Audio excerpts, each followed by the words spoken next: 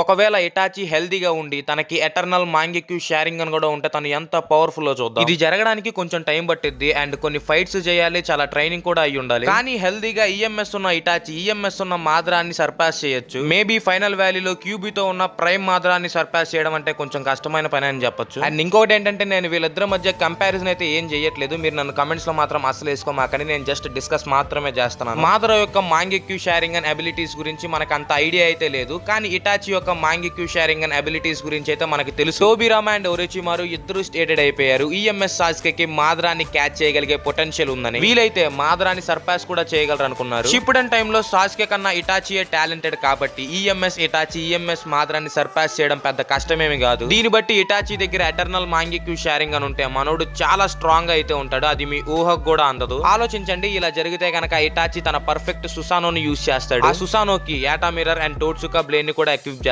అమితరాసు and సుకుయోమి ఇంకా మనోడి గెంజుట్సు skills గురించి మీకు చెప్పాల్సిన పనే లేదనుకుంటా. ఇటాచి కనుక హెల్త్ ఇష్యూస్ లేకుండా ఉండి తనకి ఈఎంఎస్ ఉంటే కనుక తను ఇంత స్ట్రాంగ్ గా అయితే ఉంటాడు.